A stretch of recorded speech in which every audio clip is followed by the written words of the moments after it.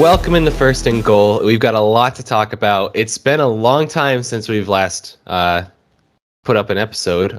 It's been crazy. I've been sick. We got Mikey here for filling in for Connor today while he travels back out west. Safe travels, buddy.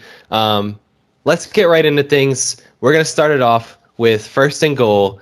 The Chiefs might be broken. So the Kansas City Chiefs right now are 4-5, I believe. 4-5 or 5-4. I think it's 4-5, but I'm not exactly positive on that. I have every stat on the Chiefs except their record. They're 4-5, and they haven't looked good. They just beat the Packers 13-7. Packers didn't They're have 5-4. 5-4. So they just beat the Packers. The Packers didn't have Aaron Rodgers. They had Jordan Love at quarterback. Put up only 13 points against them. Mikey, some stats for you before you give what you want to say. The Chiefs' wins this year have come against the Browns week 1 in a comeback. They were down in that game late. The Eagles, the Washington football team, the New York Giants, and the Aaron Rodgers Packers, in which, like I said, they scored 13 points. Their losses this year have come against the Ravens, the Chargers, the Bills by 18, and the Titans by 24. What do you make of the Chiefs so far? I'm gonna need everybody to pump the brakes on the Kansas City Chiefs. All right, I get that the expectations were set very, very high for them coming into the year. Oh, let's talk about 17-0. Oh, can they do it? Or is it 18-0 now? I think it's 17-0. 18-0? I don't know. 17-0. 17. Okay. 18 weeks with a bye week. There we go. So there's a lot of talk, and then jumps right into panic. They start losing games. What's wrong with Mahomes? People need to just settle down. This is like the New England Patriots effect. Same thing every year with the Patriots. Everybody, they're broken. It's all going down. No, calm down. Patrick Mahomes, Andy Reid, they'll figure it out. The main issue, though, I mean, their offense isn't clicking. It's not the same. It's not a lack of weapons unlike some other teams. Like I see, Odell Beckham Jr. If we sign Odell, like that's not your issue. Like you don't need Odell to make your team better. This is a problem. I don't know. Eric Bieniemy has to figure something out. You have to help that offensive line any way you can. Run the football more. Like give Mahomes a little bit of help. He's still scrambling around. Like, you got to do something to help out that offensive line. And then defense. This defense, terrible. They are awful. Daniel Sorensen is good for getting toasted at least twice a game. It's terrible to watch. It's absolutely terrible. The defense needs to figure it out. I think they will in time. If you remember a couple of years back, the Chiefs' defense was lackluster, and then they turned it on for the playoffs.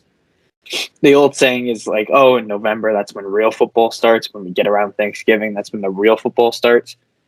Maybe the Chiefs just know that they can flip the switch at any given point in time. Flip the switch, make a run to the playoffs, be fine.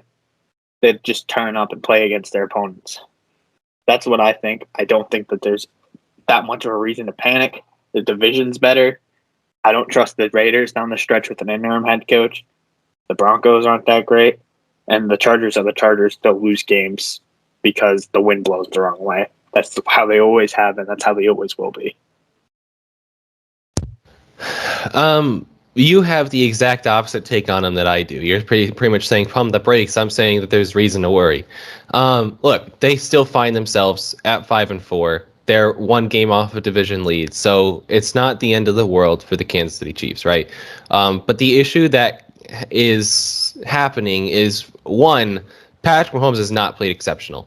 He has 20 touchdowns, 10 interceptions, 65% completion percentage, 281.6 yards per game. Those look like decent stats, but as far as how we know Patrick Mahomes, that's pretty far off his pace. The offense has kind of looked clunky, and I think that it's not always been roses for them trying to score. We saw this weekend against the Packers that they scored 13 points against the Packers. They only won by 6, and the Packers didn't have Aaron Rodgers. What if the Packers had Aaron Rodgers in that game? They lose. They would have gotten blown out. Exactly. And we'd be talking about a team that's 4-5 and now has lost to pretty much every playoff team they've faced. That's the issue that I have with the Chiefs so far, and why I think that there's definitely reason to panic. Is that outside of the Browns and the Packers without Aaron, so take the Packers out of it. They didn't have their starting quarterback. They didn't have one of the best quarterbacks of this generation. So take them out, because the Packers without Aaron Rodgers are not a playoff team.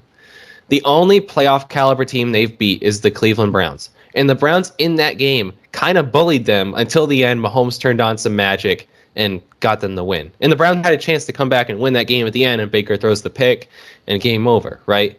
Since that week, every playoff team they've faced, they've lost to. The Ravens, Chargers, Bills, Titans, you could say are maybe the 4 best teams in that division, in that conference. And you lost to every single one of them, including 2 by 2 scores or more. To be fair, the Ravens game, they should have won until Clyde Edwards-Helaire fumbled. But the thing is, that sort of stuff happens. You still lost, and you've lost to most of the playoff teams you faced. The Chiefs are super undisciplined, and it's really weird to see, because usually undisciplined means like a poorly coached team, and I don't think the Chiefs are a poorly coached team, right? They got Andy Reid. Andy Reid's a good coach, but they shoot themselves in the foot all the time, and that's why I question what's going on with them. Right now, they have 4 games this year with 3 or more turnovers, and only 3 games this year of 1 or less. So they have 1 with 1 turnover and then 2 with none. So they have more games turning over the ball 3 times or more than they do turning over the ball 1 time or less. And they're the sixth most penalized team in the league. They have 62 penalties. I think the leading team has 65, so they're only off pace by 3. I don't know what it is, because like I said, I think they're well coached. I don't know if it's because they're kind of resting on their laurels. You said something about them knowing that they can flip the switch. I don't know if that's playing into it, like they know they're good and they kind of got too confident with it, so they're like, oh, we got Patrick Mahomes back under center, we got Tyreek Hill, Travis Kelce. They've been able to run the ball really well this year, so I think they might be thinking, oh, we can flip the switch at any time. But what happens when it gets later in the season and you try to flip the switch and nothing happens? We've seen that before. I think the main thing is, at the end of the day, there's not a quarterback in the AFC that I would want the ball in his hands late in games more than Patrick Mahomes. There's not a single one.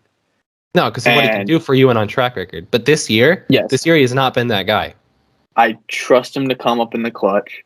I think they just have to stop turning over the football. Of course, it's easier said than done. I think Mahomes is a good enough player. He'll figure it out. Andy Reid's a good enough coach. He'll figure it out.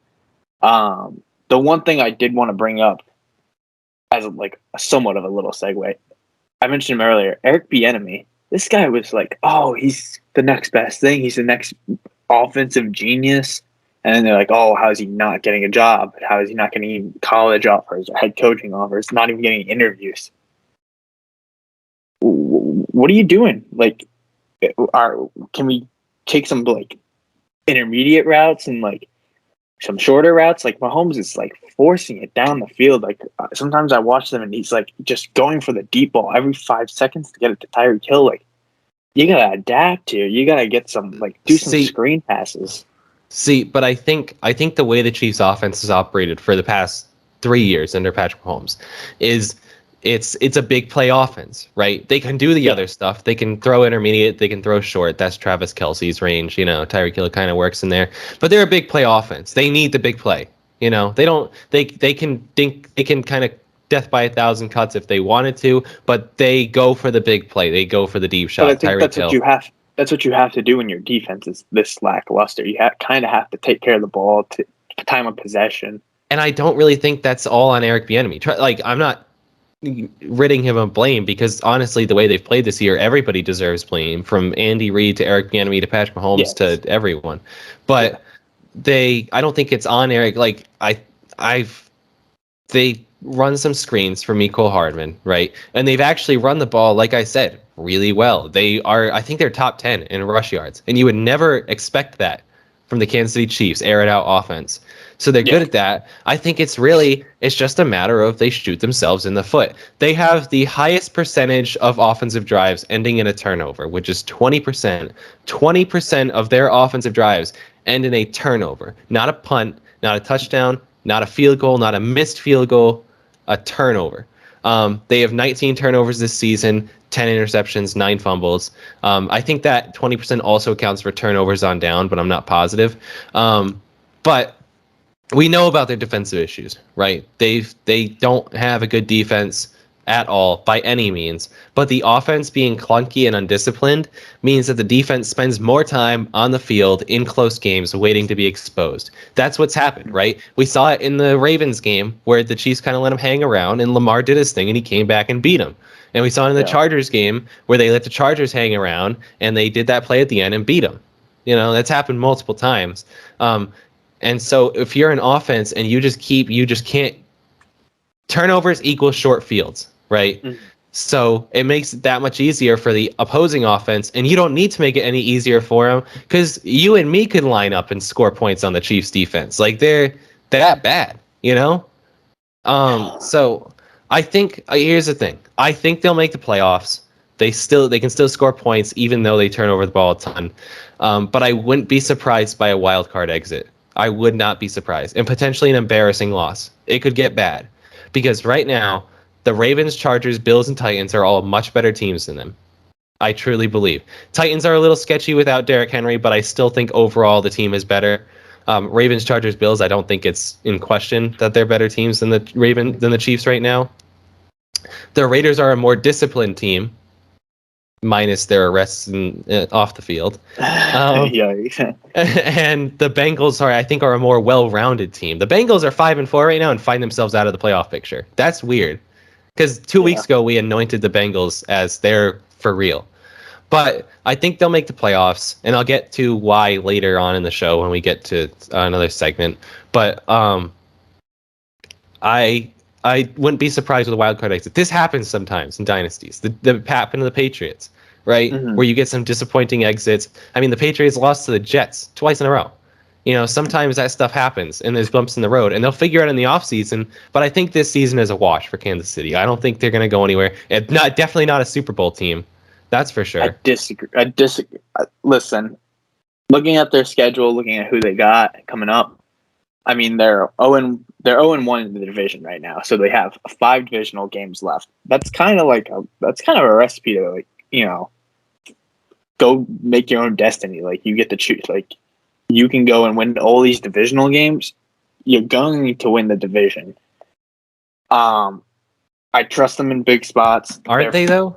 Are they going to win the division? I think they still. Chargers are a better team than the Chiefs right now. Raiders might be a better team than the Chiefs right now. I know. No. Broncos aren't. Broncos are kind of fraudulent, but they play the Raiders this week, Sunday Night Football. Then they play the Cowboys the next week. Then they have their bye week. Their bye week is going to be a big time for them to get things right, get healthy, get things right. It's coming week 12. That's mid-November, and you got to flip a switch right then and there. We'll know. Coming straight out of the bye, they play Denver. Wouldn't be surprised if they go and hang 50 on Denver. And then they play the Raiders again, the Chargers, the Steelers, and the Bengals, and then the Broncos again. I could see them winning all of those games. I could see them running the table, going on, winning this thing, getting their confidence back, getting their mojo back. Mahomes cuts back on the turnovers, and Kansas City is back again as a dominant team in the NFL. See, but the thing is, it's not a matter. The reason why I doubt that is because it's not a matter of like, if you have a lack of talent, you have a lack of talent, right? And there's nothing you can do in season to change that. One player isn't going to change that. Yeah. If you have injuries, those injuries heal and you come back and you're a better team, hopefully, right? But if you have talent and you're disappointing, I feel like it's harder to bounce back from that, especially the way the Chiefs have done it, because the Chiefs have done it through mental stuff, penalties, turnovers, that sort of thing. And it's really tough when the ball starts rolling in that direction, like when the hypothetical snowball rolls down the hill, that stuff just kind of compiles on itself and compiles on itself and compiles on itself. And it's tough to stop that momentum. Like, I mean, there's certain things that'll have, like Patrick Mahomes has thrown some interceptions that have gone off receivers' hands. So that, that sort of thing won't happen all the time. You'll get some bounces your way, but the penalties are a big deal. Like, how do you become a more disciplined team? It's not like the coach just walks up and says, "Hey guys, stop committing penalties." Like, I think the penalties come from an issue of, hey, like, we're pressing, like, like, I assume that they're happening on the defensive side of the ball. I think that's offensive penalties. Oh, really? That might be offensive penalties. Yeah. Let me double check on that, but I'm almost positive that that's for offensive penalties. I would assume defensive, and I would say that's just them trying to be ultra aggressive, trying to make up for what they, like, their skill level. So they try and get physical with teams, which isn't really who they are. They're a straight up finesse team. But I mean, Chris Jones also hasn't been healthy for them, and that's like, if you can get interior pressure on the line, that'll help out that secondary that's been pretty pedestrian. Keep talking while I look this up. I'm gonna figure out if this is offensive penalties or not. Yeah, I think it's also, isn't Steve Spagnuolo their still defensive coordinator? He's pretty much a blitz guy too. So, like, if they can generate pressure and help out that secondary, I think they'll be fine. And then, like you said, just cut back on the turnovers. Mahomes will cut back on the interceptions. I think they're too good of a team. They're too good of a team. There's too much at stake for them to continue this trend. I think the bye week will help them in 2 weeks, and I think they can survive until then. That is offensive penalties. So, it is? Yeah, so the two leading are the Panthers and the Texans, each at 65 apiece. Then the Browns, then the Cowboys, then the Eagles and the Chiefs. So I guess the good precedent for them is that in that top 6, there's 2 potential playoff teams outside of them in there, But I don't think, I mean, the Cowboys have been good outside of this past week, but I don't think anyone's saying the Browns are lighting it up, outside of this past week. You would think that they have a veteran offensive line. You would think that they'd be able to, because I know I didn't they replace all their linemen to start the year. Like, you would think that they'd be used to Mahomes' cadence by now. Like, we're in week 10. But that can be holding calls. That can be false starts on receivers. That offensive PI, that sort of thing. That rarely gets called though. So rarely. I don't know. I don't know if the Chiefs will be able to turn it around, but you seem pretty gung ho on it. It's tough to bet against them, right? Because they have talent and everything, but they have a lot of talent, and we've seen them before, and you find it really difficult to go against a team that's made 3 straight AFC Championship games and 2 straight Super Bowls. But we'll see where it goes from here. Let's move on. Get Jackson Mahomes out of the stadium, and they'll start winning games. All right. Let's move on. We got 2nd and goal. Mikey, who's the team to beat in the AFC and NFC conferences? All right. Go AFC first. We'll talk AFC first. AFC first? All right. Right now, right this second, it's got to be the Tennessee Titans. They've beaten the Bills. They've beaten the Rams. And they beat the Rams without Derrick Henry, and they dominated that game. I forget what the guy's name is, but he had like 3 sacks in the first quarter. They got constant pressure on Matthew Stafford, and they went on the road and dominated that game. Like, that was impressive without their best player. It would have been easy to, turnover, belly up, like, whatever. Derrick Henry's gone. Like, there goes our offense. No, they just came out with a vengeance. They came out with a fire. It really impressed me. I haven't been buying the Titans at all. They're not in a good division. They have the Jags and the Texans in there. The Colts are good one day if Carson Wentz decides to not just hand the ball to the other team. And then the next day, he's doing exactly that. He's a turnover machine. But right now, the Titans are the team to beat. I don't see that holding up. I don't trust Ryan Tannehill down the stretch. I just never been a Tannehill guy. But yeah, I would say the Titans for the AFC. So here's the thing. like the Titans, their loss to the Jets concerned me, but they've kind of bounced back from that, and they've beaten some good teams, right? Everybody's had a fluke. Right. Everybody's had one fluke. But the Titans without Derrick Henry are really hard to get behind, and I know that they dominated this past week, but I don't think that's going to be the rule going forward. With him, they're in the conversation, and I think they're top of that conversation if they have Derrick Henry, because he's just proven this year he's a man amongst boys. But Tannehill is still limited, and I really question if he can make the big throws in playoff games, right? The Ravens are good, but they're kind of a little too Lamar centric, and there's serious questions about Lamar in the playoffs. Like as much as I back Lamar, the questions about his performances in the playoffs are real. He's been unreal carrying the team. You know, he's pretty much their only form of rush game. He's been almost single-handedly winning them games.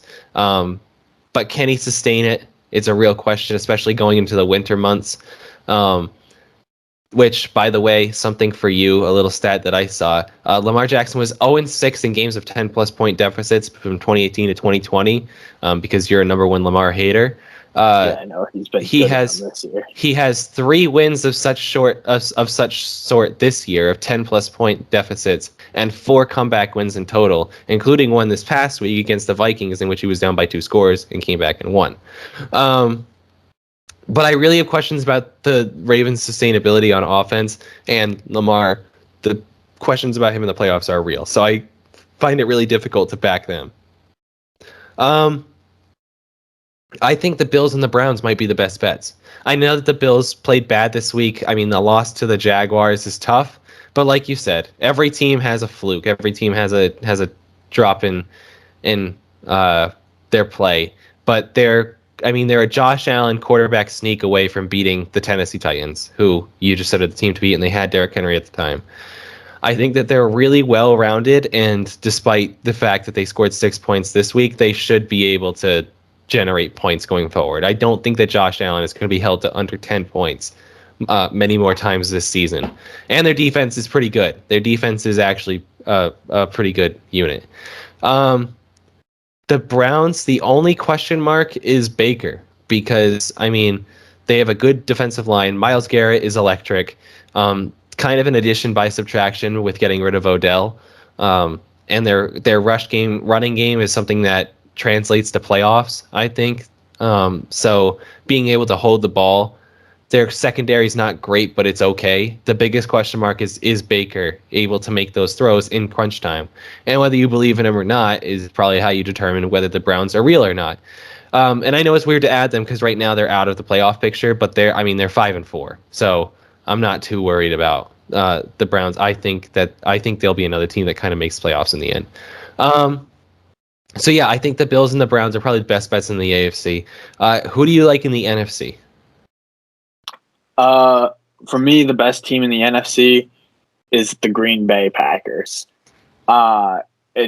If the Packers have Aaron Rodgers in that game yesterday, they win. They might roll Kansas City in that game.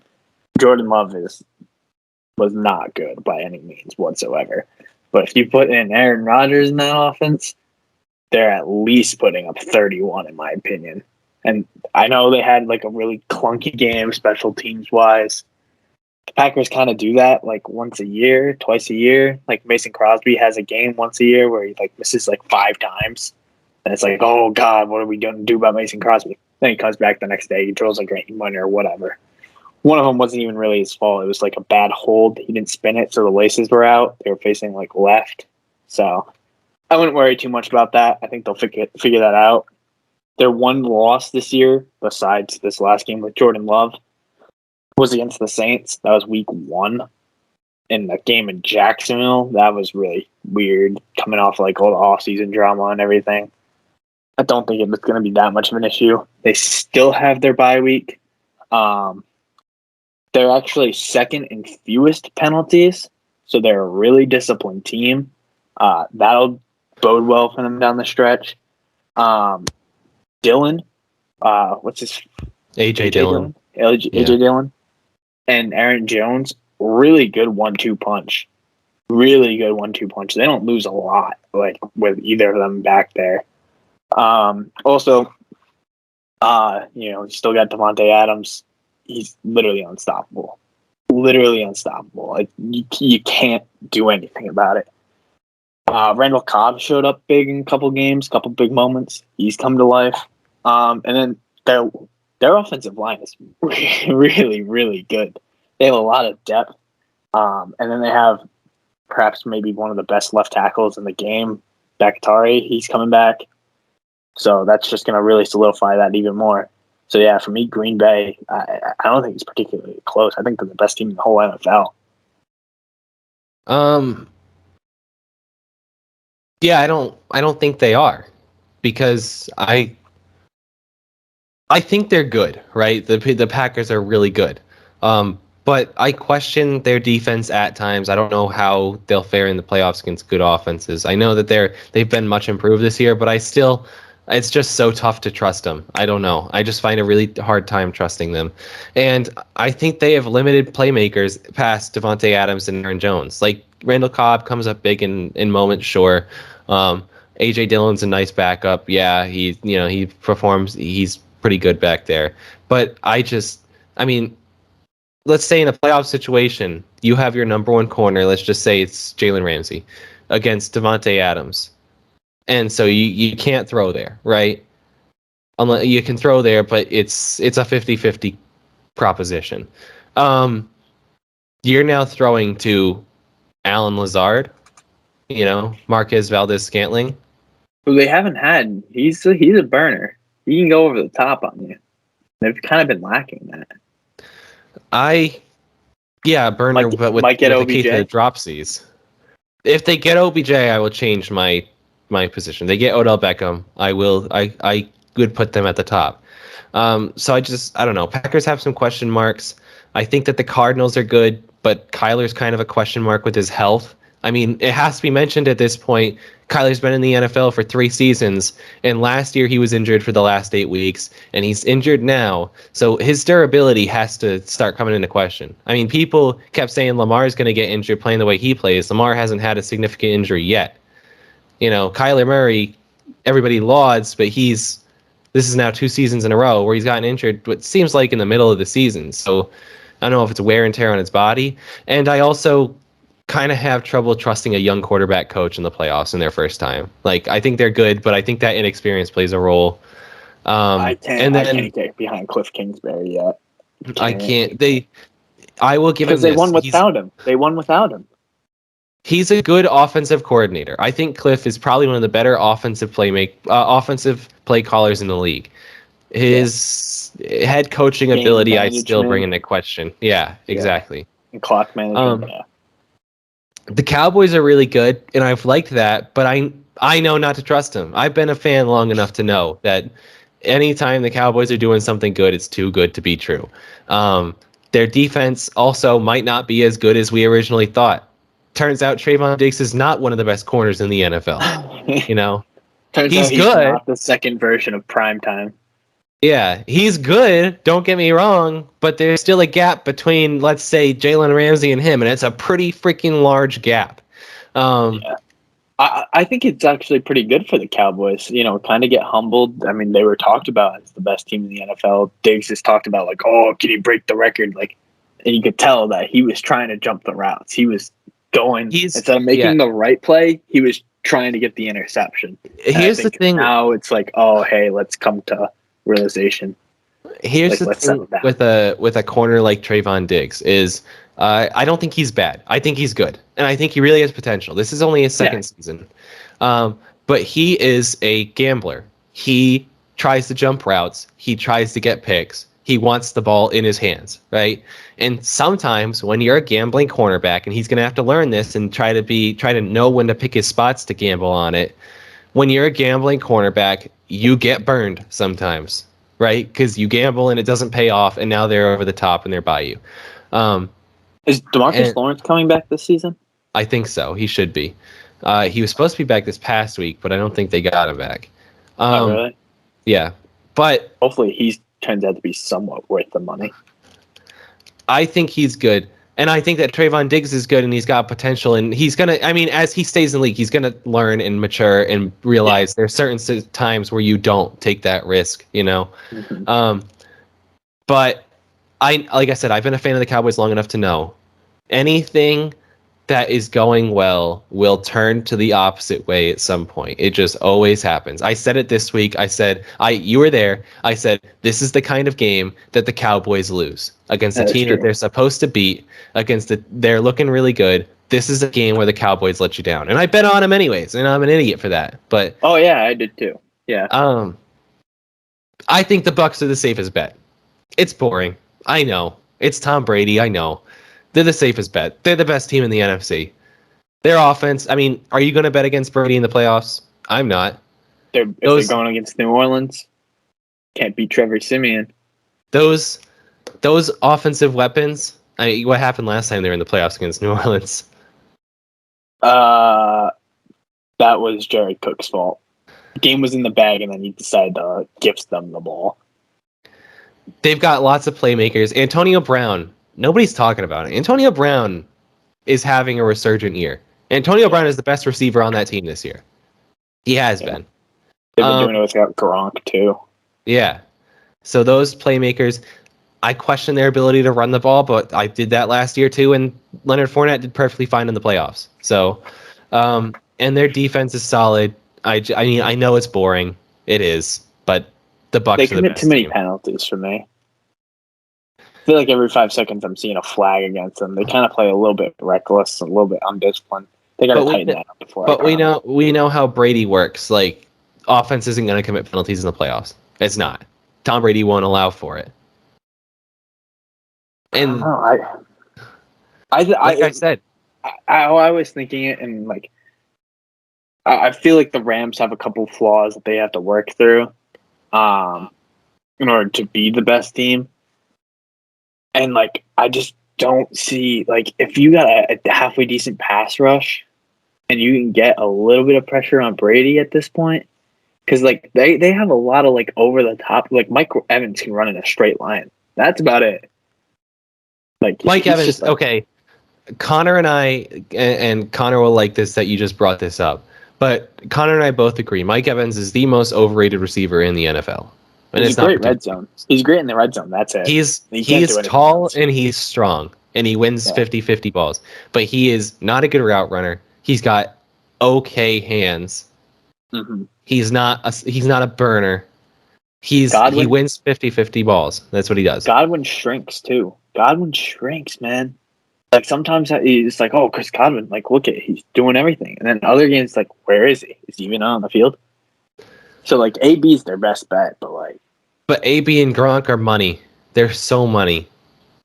And I think Godwin's a great guy to have. If Godwin's your third option, that's a pretty good option. Has Gronk ever been able to stay healthy? He has for the playoffs. You get Gronk to the playoffs, he will play. I don't know.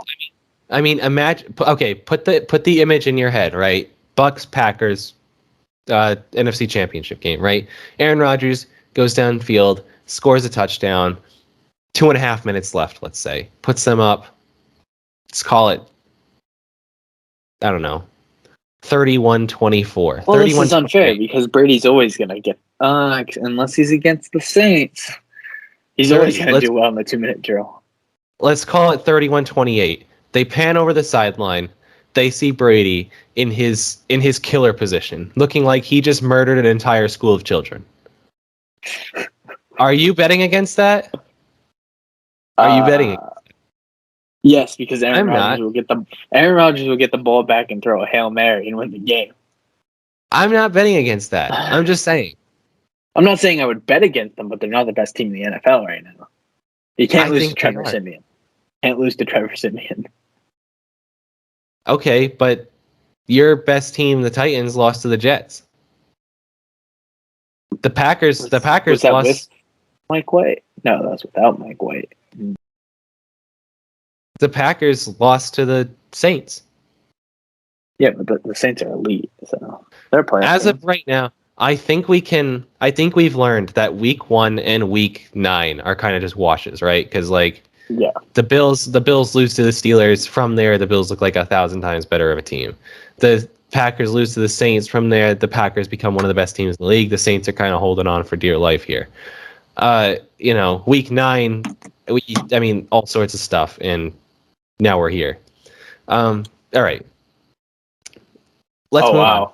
The Bucks do have a cupcake schedule. They have the Panthers twice, the Jets, the Falcons, the Washington football team, and the Giants. Oof. They might run the table. You might be right. But right now it's Green Bay. I disagree. But let's move on. I'm going to pause for myself right here. Make sure that this is me telling me in the future to cut the show in half. We got 3rd and goal. We went from the best teams in each conference to now we're going to say not the worst, because I think the worst is self-explanatory, but the biggest frauds in each conference. So let's actually flip it. Let's go NFC first. Mikey, who's your biggest fraud? I know it's a little bit of a cop-out because they're 3-5, and they've had Geno Smith, but I'm going to say the Seattle Seahawks. Listen, I don't think that Russell Wilson coming back solves their issues. Like, does it put a stain in my memory? Am I forever going to look down upon Russell Wilson for all time for breaking the huddle on Monday Night Football, Sunday Night Football, whatever it was, breaking the huddle and running a 2-minute drill by himself in the middle of the field? Come on. Like, that was BS. That was terrible. I can't get that out of my brain. But even with him coming back, Seattle's not a good football team. They have major defensive issues. They swang on blitz boy Jamal Adams. He can't cover. And they can't. He can't cover. He can't do it. It's terrible. And if you bring him down and you stack the box, like who in the NFC who in the NFC are you stacking the box against? Like, no one's a really run heavy team. The best person to compare Jamal Adams to is Cam Chancellor if Cam Chancellor had almost 0 football IQ. Because Cam Chancellor was a big hitter. He could defend the run, but you know what Cam Chancellor could also do? He could break up the pass. He could. He was capable of it. It wasn't his strong suit, but he could still do it. And Jamal Adams is kind of a wannabe Cam Chancellor. And I think that's what Pete Carroll thought when he brought him in.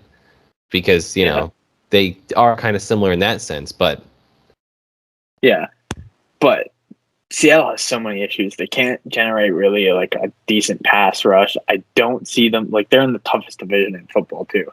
So, yeah, I don't see them making the playoffs. I just can't picture it. I can't see it.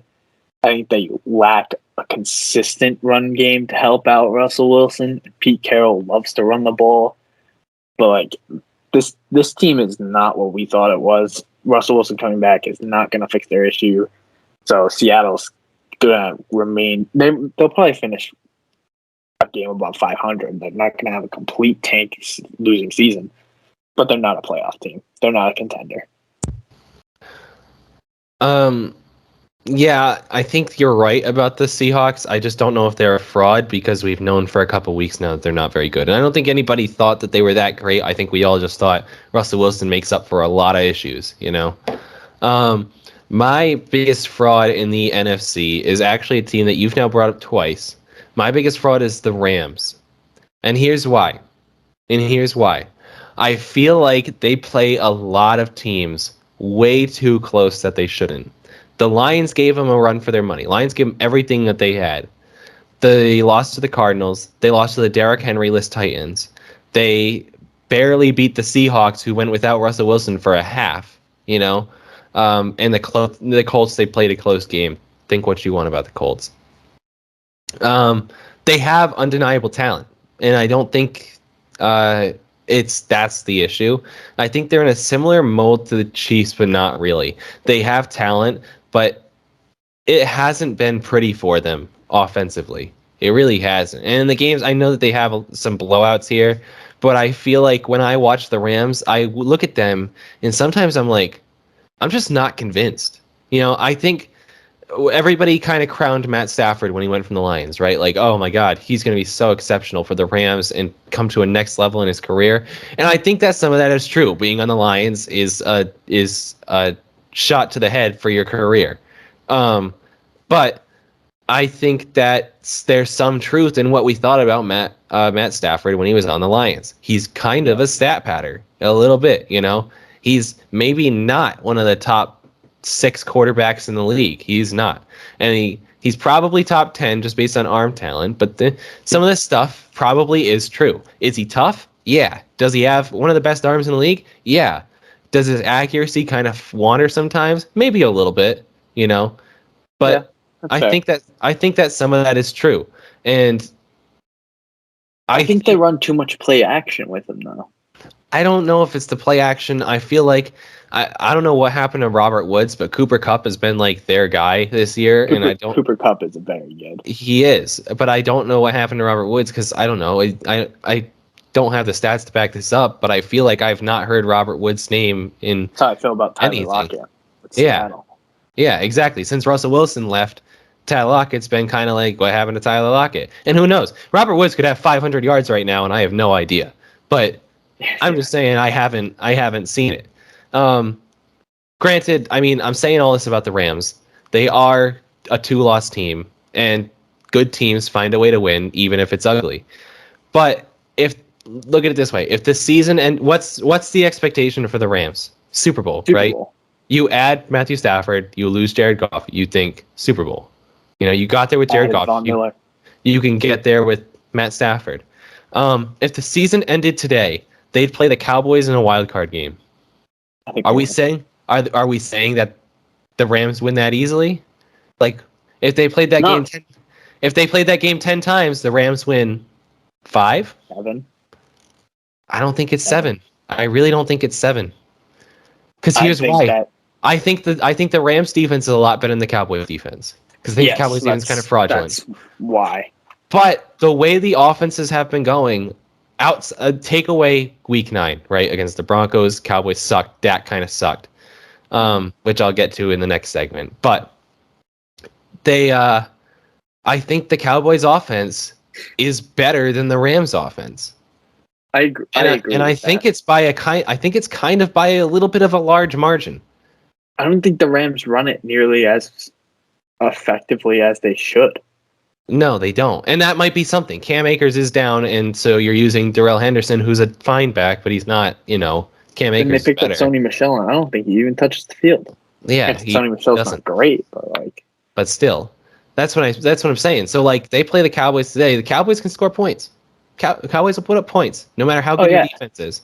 The Rams might put up 16 against the Broncos without Von Miller. Like I said, toss out this last week. I will have a rant for that in the next segment. But I think how much better the Rams defense is than the Cowboys defense, it's not equal to how much better the Cowboys offense is than the Rams offense, but it's not that far away. I really think the Cowboys offense is they have 3 receivers that can kill you, and they have 2 running backs that can kill you. And Dak and Matt Stafford are, they're comparable. I'm biased. But I think Dak's better. It's not going to matter in the hypothetical playoff game between the two, though, because you're going to need to double Aaron Donald in the middle, and then you're going to have Von Miller 1-on-1. But Von Miller, the thing is with the Von Miller stuff, is he still good? Yes. Is he the player he was 4 years ago? No. Not the same in 2015. No, but he's a good player, but he's not at the level of I think he's gonna get rejuvenated. I think we're gonna see Von Miller. He's gonna come out with a fire and a vengeance. See, I don't he's been know. on the Broncos. The Broncos weren't going anywhere, and everybody knew that. Yeah, but I think at his age, and Von Miller was kind of a.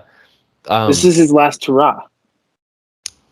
When Von Miller was at his peak, his main thing was speed and balance. Right, he could get around. He could get around the offensive tackle, and he could be, 35 degrees to the ground and still be able to run and get to the quarterback. That was his thing. And as you get older, you know what goes down? Speed and balance. You know, so I think obviously he's still good. Look, he's Von Miller, right? But I don't think like the gap between him and Aaron Donald is quite large. I think, granted, he's injured all the time. I think J.J. Watt's a better player than Von Miller when healthy. Right now, they're both at comparable ages. They're both older.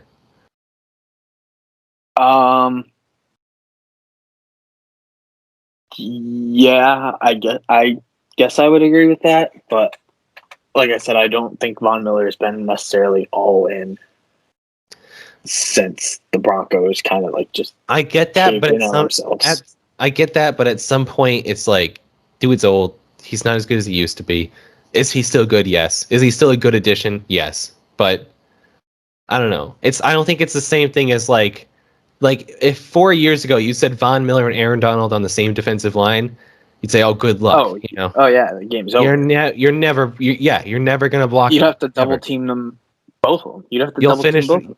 You'll finish with They could- 17 sacks. You know. I honestly think that they could start rushing 3 and drop people back into coverage, and I think that's what they'll do late in games. And I think that's a big advantage for them. But I still just have a hard time trusting them. They play bad teams close. They do. They do. And granted, like I said, good teams find a way to win close games, even if it's ugly. But they've had a lot of ugly games for what we expected from them. So let's move on to the AFC. Who's your biggest fraud in the AFC? For me, it's the Cincinnati Bengals. I love Joe Burrow. I really do. I don't trust them. I don't trust the defense fully. I think they jumped out of the gates a little quickly. They might be a little bit too far ahead. I think we thought this was going to be like a 3 to 4 year rebuild. Like we didn't expect the Bengals to be where they were. Oh God, no. We didn't expect that at all for them to be where they are. And Joe Burrow has like clearly set a tone in that locker room. Like, hey, losing here, losing under me, unacceptable. With that said, I don't trust Zach Taylor. I don't know what he does well. Like I've never heard anything great about Zach Taylor, but I've never heard anything bad about Zach Taylor. So like I don't know where that goes. I don't think he's capable of competing with some of the coaches that are at the top of the AFC. Mike Vrabel's an excellent coach. Bill Belichick is Bill Belichick. John Harbaugh is John Harbaugh, like Andy Reid. So like I don't see the Bengals really being a threat. I don't, even if they make the playoffs, because the AFC North is such like a slugfest. Like just everybody's gonna beat whoever, and it's gonna be like a last man standing scenario in that division. Whoever comes out on it. But yeah, for me, Bengals biggest fraud. I don't see them as any of a threat. If I could pick a team that's like in the playoffs right now, I think everybody would pick the Bengals. Like I want to play the Bengals. Yeah, the Bengals aren't a bad pick, right? Because the expectation going into the season was that they'd be probably like a 500 team, somewhere around there. One or maybe a win above 500, maybe a win below, and they've jumped out of the gates really well early, and now they're kind of back down to earth. But I do personally trust their defense, and I think that Joe Burrow is really good, and I think that Jamar Chase is really good, and I think that Joe Mixon is a little overrated. So they, he's good, but I don't know, I haven't always been convinced by him. Zach Taylor as a coach is a big question mark, but it's not a bad choice for a fraud. In my opinion, I was working with teams because right now I don't think the Bengals are in the playoffs. I think that they're out of the playoff picture, but I'm not positive. I'm not sure. Because the thing is in the AFC, there's like 7 teams that are all 5-4. So it's there's a lot. Yeah, there's a lot of tiebreakers going on. In my opinion, and I apologize to Connor and our friend Zach, the Patriots are the biggest fraud in the AFC. I think that they're a good team. I think they're an okay team. But 4 of their wins are against the Jets twice, the Texans, and the Panthers. The Panthers are a mess. Their best win came against the Chargers, where they won by 3, right? And the Chargers are one of those teams, they're kind of weird, where they maybe win some games that they shouldn't, but they lose some games that they probably shouldn't. The Patriots, they play teams close, but they still lack some offensive talent. I think that Mac Jones has been okay. Damian Harris has been okay. Jacoby Myers has been okay. I think their offense is a lot of okay, right? It's a lot of mediocre. And as far as rookies go, Mac Jones has been really good. But in the grand scheme of things, do you trust Mac Jones to make some big throws? If the Patriots are down, do you trust Mac Jones to bring them back? I don't. I don't. You know, and that's not anything against him. That's just because he's a rookie and he's kind of been dink and dunk. And I don't think he's incapable of throwing the ball downfield. But I think Josh McDaniels kind of protected him in that sense. And I don't think they have the weapons to go deep. Yeah. Exactly. Exactly. So, and their defense is legit. That's true. I trust their defense very much. And I think Bill Belichick's a great coach. So obviously, yeah. Hot take: Bill Belichick's a great coach. Thing is, they don't shoot themselves in the foot. They don't. That's the thing. They play a clean game and they play kind of a slugfest. And they play their game. They force you to play their. But we'll find out soon if the Patriots are a playoff team or not. Because their next 6 games are Browns, who looked really good and have been really good. The Falcons, so they're the playoff team in the NFC, but they're 4-4 and kind of a mess. The Titans, Bills, Colts, and Bills again. And there's a bye week mixed in there between, I think, the Bills and the Colts. So we'll find out pretty soon if they're for real or not. My guess is no.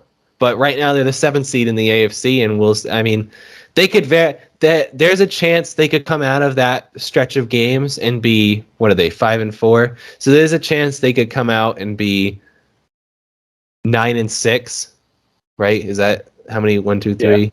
Yeah. So there's a chance they could be 9-6. There's also a chance that we could be looking at them and they're 6-10 or whatever. Would that be the same amount? 9-6, 6-10? Yeah. No, 9-6, 6-9. Duh. Nice. They're inverse of each other. Yeah. So we'll see. Yeah. The Patriots just haven't been they're losing their home games. I believe Miami week 1, I think that was at home. That was a loss. They lost to the Saints at home. They lost to the Buccaneers at home. They lost to the Cowboys at home. That's. And look, they played 2, 3, 4 home losses this year. That's so unreal, uncharacteristic. And 3 of those games, the Dolphins, the Cowboys, and the Buccaneers. Granted, the Dolphins are not a good team, but they played them close. They played them close. But I just think that they're one of those teams where if they go up against a team with more talent than them, like the Cowboys or the Bucs, who both are more talented than them, they're going to really struggle to win the game unless the other team shoots themselves in the foot, right?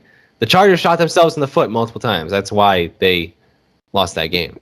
I think the number one benefit that they have going down the stretch in the end of the year, and if they make the playoffs, is every quarterback in the AFC is still young. And we know what Bill Belichick does against young quarterbacks. He even gives Mahomes fits, too, still to this day. He will still give him trouble. I think the 2 games against the Bills, that's their season right there. If they can beat the Bills in one of the games, they're going to need playoff team they're and going to they're need a threat. But if they can't compete and hang around with the Bills in either of those games, then the season's done. You just can't compete with the upper tier teams. Right. Yeah, I get it that Bill Belichick tortures young quarterbacks, but in this day and age in the NFL, being in the league 3 years constitutes you as somewhat of a veteran. It's not really, but it is. You know what I mean? Lamar Jackson at this point, he's not a veteran, but he is. Josh Allen is not a veteran, but he kind of is. So, this is Patrick Mahomes' 4th season. 4. Yeah. I think, there's not that many old quarterbacks. Exactly. The talent pool that's coming out of college is just too great. Exactly. It's the young guard. Dak Prescott is an old quarterback compared to some of these guys in the NFL. Oh yeah. Dak Prescott might not even be 28 yet. He might be 28 right now, and he's considered an old quarterback. Yeah. So, I don't know. I think the Patriots are a good team. I think they're building, but they still need talent. So they're the biggest frauds. They're not a playoff team, and right now they're in position for the playoffs. So, like I said, 4 wins against 3 teams with. I mean, what's the combined wins between the Jets, Texans, and Panthers? Is it like 6? Not you know, much. I think the Panthers have 4. The Jets have 2. And the Dolphins have 2. They beat the Chargers though. Texans have 1. Texans have 1. Jets have 2. Panthers have 3. I thought. No, they have 4. So well, 4. either way, so that's 7 wins total between 3 teams. It's not great. And the Chargers. But like I said, this is 4 of their wins are against teams with a combined 7 wins total on the season. All right, let's move on. We got the last topic of the day. As usual, it is the best and the worst. Basically, we're giving our best of week. What was it? Week 9. Week 9, I think. Week 9. I think now, since we missed 2 weeks, our episodes match the week of the NFL that we're covering. Mikey, you go first. Give me your best. Well, we just got done talking about them, but I'm gonna go with the New England Patriots as having the best week 9. Partly because they got the win. Mac Jones continues to just develop, get better, gain experience. That defense really showed out. Granted, Sam Darnold can make any defense look elite because that guy is a tire fire. He is bad at quarterback. He is bad at football. Like, it is time to wrap up on the Sam Darnold thing. I don't ever want to see him as a starting quarterback in this league again. Like, he is not good. But the main reason why I'm saying it's the Patriots is because of the Bills' loss to the Jaguars. That makes the AFC East a little tighter. The Patriots have both games against the Bills. They're going to be really focused on those 2 games if they can get to them without losing again. They have the Browns at home, and then they have, I just saw it, they have the Browns at home, and then they have the Falcons on Thursday Night Football, and then they have the Titans, and then the Bills on Monday Night Football. But I think if they can get through this little stretch, maybe drop that game against the Titans, pull the upset against the Browns, then they have their bye week. I think the Patriots are going to really shape up here. I think they're going to take shape.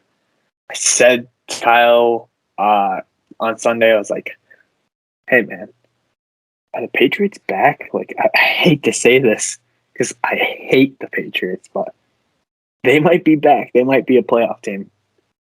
For me, the best week because they won and the Bills lost.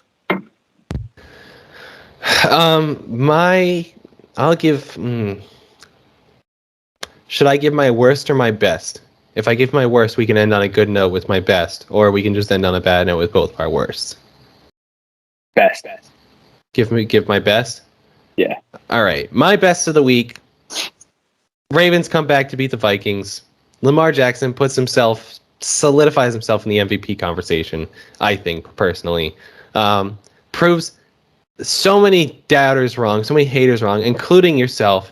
I have never rooted for Lamar Jackson more in my life than this year because he's putting on a clinic.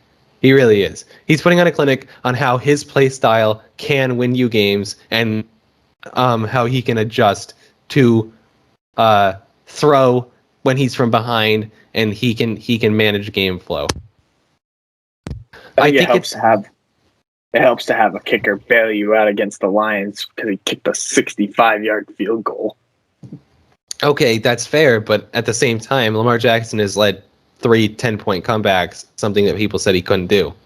And it's looked really good. Look, he threw 2 picks in that last game and 1 in overtime, but the 1 in overtime, if you watched, it was just a great play by the defensive lineman. He threw it, and the guy tipped it up in the air and caught his own deflection. It's just a great, like, you can't, that's not a bad read by Lamar. That's just a great play on the other side of the ball.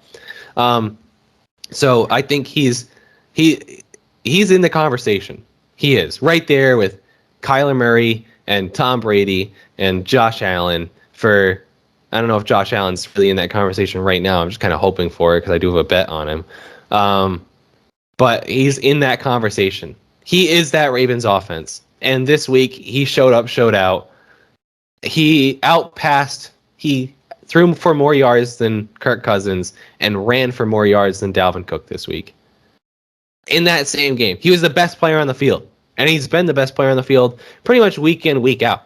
And he's really showing. And the guy's electric. I don't know how you can hate him. The guy's electric. Because there's nothing on the field that this guy does where you're like, oh man, that was boring. Like, even when he's making a bad play, you're like, damn, that was really exciting though, you know. So that's I bet on him every week. I think he's putting himself in the MVP conversation for sure. It might not look as pretty, I think, as his MVP year, but I think that he's still up there. All right. Do you want me to give my worst, or do you want to do your worst last?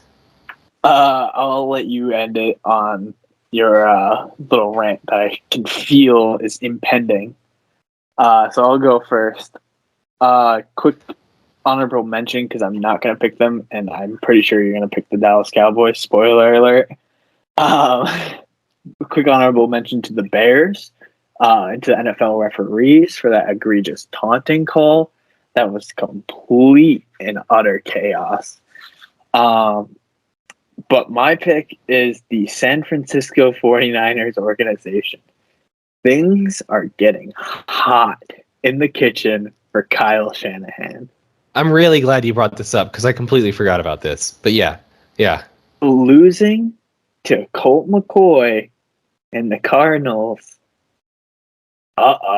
Not great. Kyle Shanahan he can't win without Jimmy Garoppolo. Oh, look what he's had. He's supposed to be an offensive genius. He's supposed to, the little wonder kid over here. And I get that it's hard. I get that it's hard to win. And then they go and, come all the way up in the draft, trade, mortgage the future for Trey Lance. Well, I mean, they're 3-5 now, right? Let's just put Trey Lance out there. Let's see what he's got. I think he's been hurt. But as soon as he's healthy, put him in now. You got to see what the kid's got. You got to see if this was a good decision. But things are getting very, very, very hot in the kitchen for the 49ers. Kyle Shanahan's getting some fire.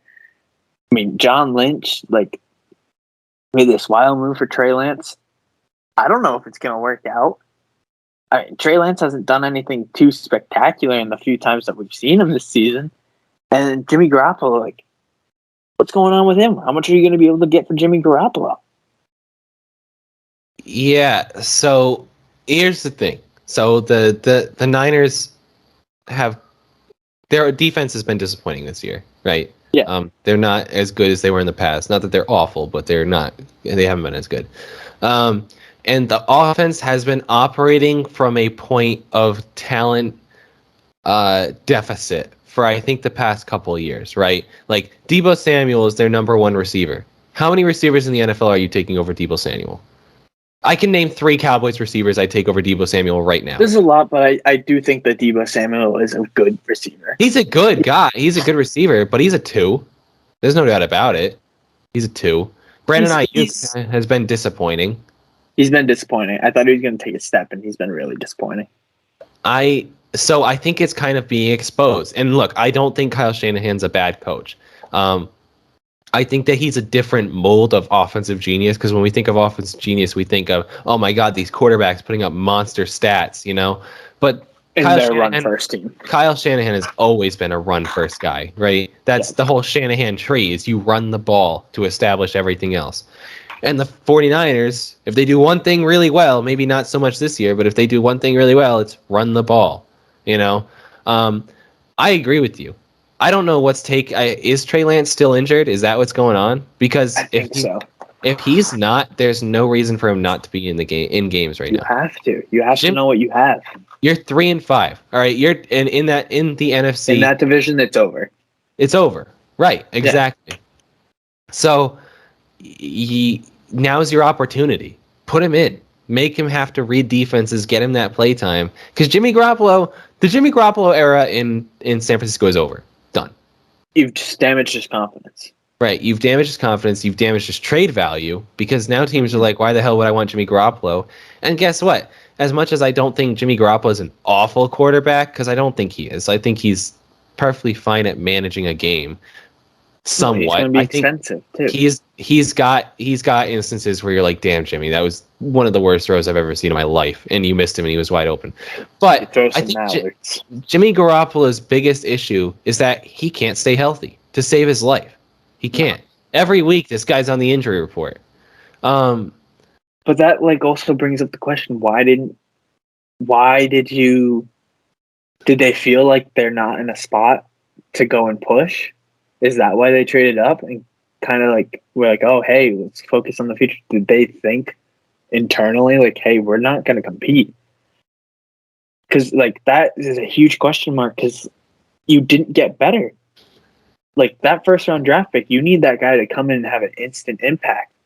Well, here's the position that the 49ers were operating from. Is they were in a Super Bowl 2 years ago with Jimmy Garoppolo. So they believed that they were a playoff team. They believed that they were a Super Bowl contender. But they thought that they were limited at quarterback, right? So you move up, you take Trey Lance. He's supposed to be the future. But you're still in a position where it's like, we have a chance here. So you got to start Jimmy Garoppolo. And now the season hasn't gone as planned, so it's like this young guy who you invested draft capital in, big draft capital, a first-round pick, number 3 selection. From a D2 school, and he hasn't played in 2 years. I get that he has he got a lot of upside and he's got a lot of talent. Right, we've seen high upside guys hit, right? Josh Allen, Justin Herbert come to mind. High upside but guys. You don't draft a guy number 3 overall to have him sit for a whole year. No, because Josh Allen did come in his rookie year, didn't he? He did. Josh Allen? Yeah, he started he played his rookie year, and so did Justin Herbert, who are both. Those are the guys. Was the starter. Didn't they already have? That's what I mean. Tyrod Taylor. That's what I'm saying. Tyrod Taylor was the Browns starter. Yeah, that's what I'm saying. Is I'm agreeing with you. Is that because those are the guys that I kind of compare him to as high upside guys that we're not sure on. Josh Allen from Wyoming, Justin Herbert. There are question marks. Not really sure why at this point, but there were. We've had other high upside guys. Lamar was kind of a high upside guy, right? But he was taken 32nd overall. Exactly. So there's a difference between being taken 32nd and being taken 3rd. 32nd, Lamar ended up playing his rookie year, but they could have sat him for 2 years and nobody would have batted an eye. I don't think nobody questions them sitting Jordan Love, right? And that's not just because Aaron Rodgers is there. It's because he was taken 27th. Yeah. So you can sit him. They could. They did trade up to get him, but still, right? Nobody questions. That move didn't make any sense. You were in the NFC Championship game, and then you go and draft a quarterback. Come on, you're so close. If Jordan Love was taken 3rd, though, I don't care who's your quarterback. You're thinking this guy's gonna get in, Yeah. So there's a difference. But yeah, you're right. The 49ers, I don't think Kyle Shanahan's on the hot seat per se, but they got to figure it out. They got to figure out where they're going, what they're doing, and quickly. I think he still has time, but I think we always at least me anyways, I was always oh, the 49ers, they're a good team. They're not. Right. I still do now. If I saw the 49ers on my schedule, I'd be like, damn, this is going to be a close game. Yeah. Which brings me to my worst, because it was not a close game this weekend. It was pretty terrible. It's the Dallas Cowboys. I had to bring them up this show because, as I said before, anytime anything is going wrong, anything is going right for the Cowboys, it is bound to go wrong every time. It's like clockwork. Every time I start to get my hopes up, thinking, man, they're contenders in the NFC. They might be NFC favorites. Stephen A. Smith, the biggest Cowboys hater in the world, had them number 1 on his list of NFL teams. Build me up to And- let me down. And then they go and they drop an absolute egg and lose 30-16 to the Broncos. And it was not that close. No, the 16 points were in garbage time. That's a 14-point game. They didn't score 16 points until the fourth quarter. Yeah. They were down. They had zero. One of the best, most electric offenses in the league this year had 0 points in going into the fourth quarter. It was not. Yeah. It was not close. Dak Prescott, I love the guy, and I will defend him to world's end. He sucked that game. He was pretty. Not a good game. He was pretty terrible. Trayvon Diggs got owned a couple times. Dak Prescott looked how we thought he might look in week 1. Exactly. Coming off that surgery. Yeah, exactly. Dak Prescott looked like a guy. It's weird because it's almost like a lag effect. Dak Prescott looked like the guy that missed the entirety of last season, right? Yeah. Maybe daylight savings got him. So, like I said it before, I've been a Cowboys fan long enough to know this is a game where they get let down. The Broncos and you know what? It was the perfect recipe because the Cowboys were on fire, right? People naming them the best team in the league, best team in the NFC at minimum, the offense clicking on all cylinders. Zeke having a rejuvenant year. Zeke's looked like the number one back that they paid him to be. Amari Cooper's been great. CeeDee Lamb's been great. Tony Pollard is explosive. Tony Pollard's been great. Trayvon Diggs has been great, and we talked about him earlier, so I won't really say too much now. I will say that I do still think he's a good cornerback. They're going to get Gallup back. The defense looks... Your tight ends have been good, too. Dalton Schultz has been awesome. Dalton Schultz has been awesome. He's coming alive. Yeah. And they came into this week with all those expectations, and the Broncos come in, and they're just one of those teams, man, where they're just frisky enough, right? Like they're not terrible, and they're just frisky enough. And I knew I should have trusted my gut. I knew this is a game. This is just going to be one of those games. And I honestly, to be honest with you, I didn't think that Teddy Bridgewater was going to look like the second coming of Joe Montana. But I thought they'd lose. I thought it might be a game where it's ugly and they lose like 14-17, something like that. Some kind of low-scoring affair, 24-21. And, the Cowboys just go out there and exceed all my expectations. And they got come out. Raced. Yeah. Just every time the Broncos went down the field, I was like, it's who I am as a Cowboys fan, right? I can't help but have expectations. And I was like, it's okay. They're going to come back. They're going to come back. 7-0. They're going to come back. 14-0. They're going to come back. 30-0. There's still the second half. You know what? They're electric. Yeah. They can come back. And then like zeros hit on the third quarter clock. And I'm like, this game's over. This is over. This is who the Cowboys are. And it was like you were watching the game, waiting for them to click, waiting for them to get a pop, big explosive play, or maybe a turnover or something, and like get the touchdown. Everything was gonna smooth over. Everything was gonna be all right, and it just never happened. It never happened. The turning point of the game, and the point where I knew it was over, was when they blocked that punt, and it still went past the line of scrimmage, and one of the guys tries to catch it, and it bounces off his shoulder pads, and the Broncos recover it before the first down marker. So I'm thinking, our ball, right? Our ball, 20-yard line. Awesome. Flip the game script. And then the Broncos offense trots back out there because apparently there's a rule where even if it's blocked, if you touch it past the line of scrimmage and the punting team picks it up, first down them. Who knew? I didn't. So, and the worst part, the very, very worst part about this game, I can't blame it on Mike McCarthy. That's the worst part about this game, is Mike McCarthy didn't really do anything wrong. Now I can, trust me, I'll find a reason they weren't prepared and they lost to the freaking Broncos. All right? I can find a reason to blame Mike. All right? Fat Mike isn't getting out of the blame here. But it wasn't a close enough game for him to screw up clock management. Exactly. It wasn't a matter of clock management. It wasn't a matter of undisciplined penalties. It was just they sucked. So I can't be like, oh, damn, Mike McCarthy coming back to strike again. Although the decision to go for it on fourth down in those two, I think their two first opening drives, they went on I for it on forgot fourth about down. that. 0 for 3 on fourth down. Right off the bat. Bang, bang, bang. 0 for 3. Fourth and 1 and yard. 1.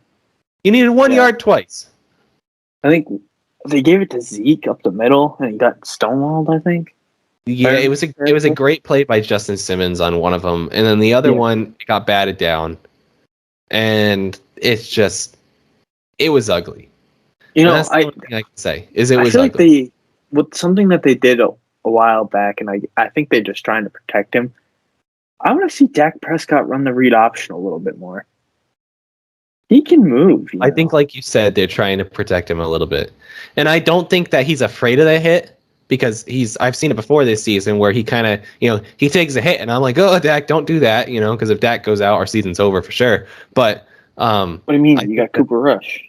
I think that they're definitely trying to protect him in a sense of like they don't want him to get hurt, not that Dak is too timid. Yeah. And the thing is, I can only hope. This is the worst part about being a Cowboys fan is I can only hope that this starts a losing streak. They have to lose like 3 in a row now. They have to, because they can't turn from this and start going on a winning streak again because it's too early in the season. So their winning streak will perfectly align with them going to the playoffs. Too soon. Right.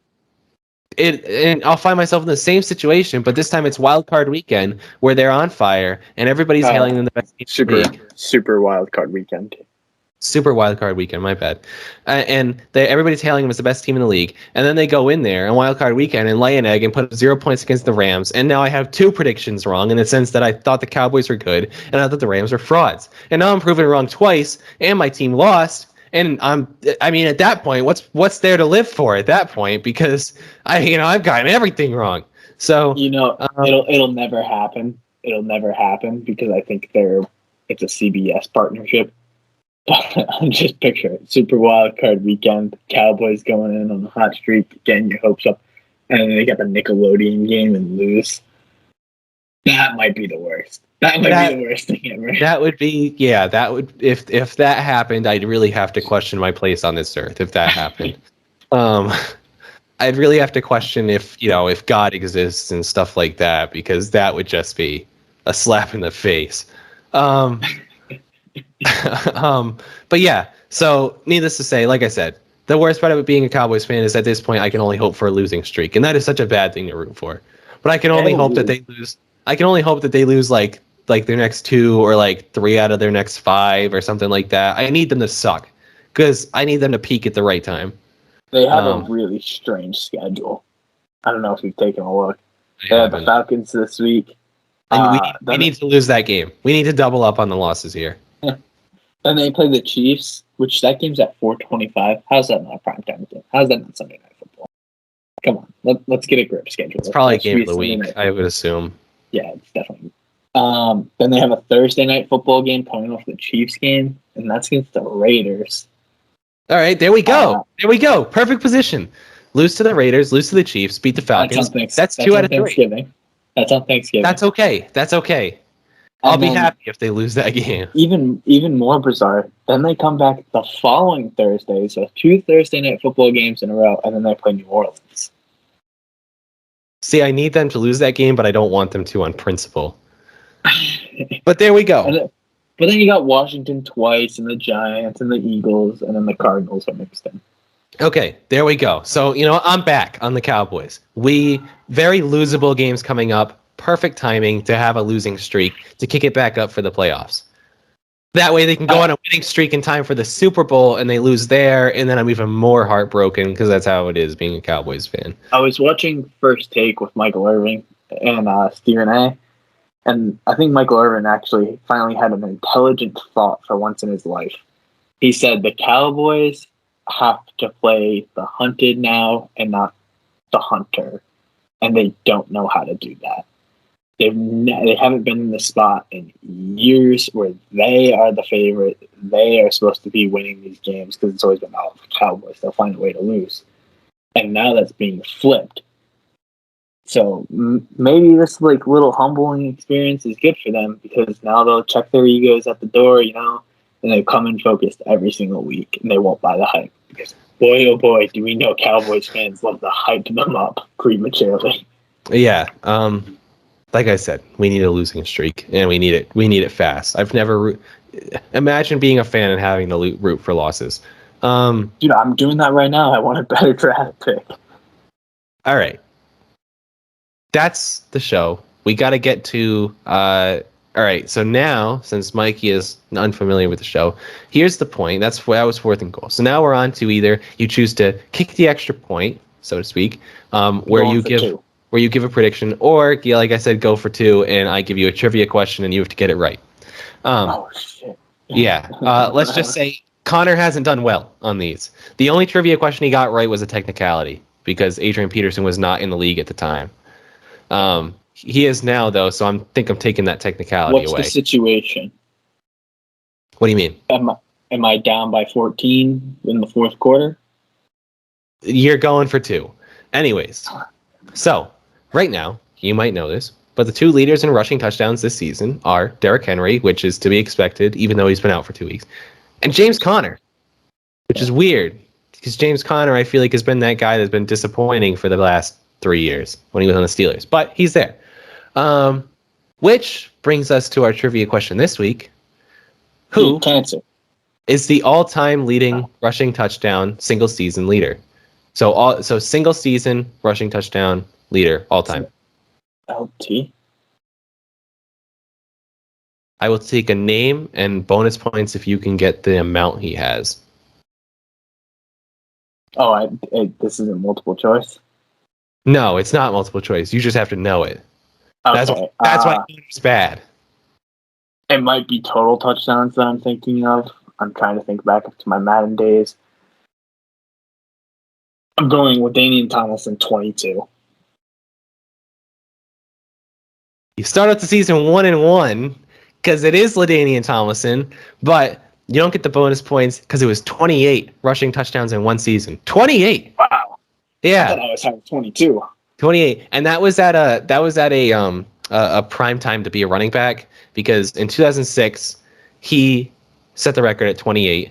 The season before, how many receiving touchdowns did he have? I don't know. Do it all.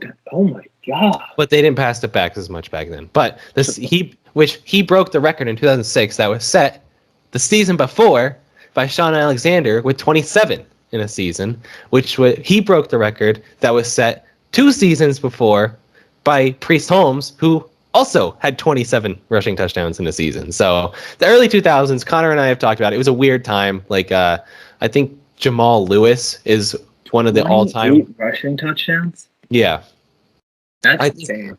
I think Jamal Lewis, who was a good but not great running back for the Ravens and Browns, has like one of the best rushing seasons of all time in 2002, where he had like 1,800 yards or something, or no, 2,003 yards or something like that. Like he's top 5 all time. So the early 2000s, weird time.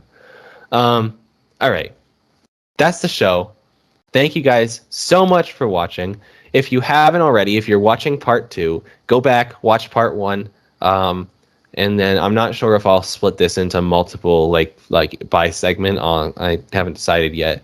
But if you've already watched part 1, thank you so much. Drop a like on the video. That means a lot.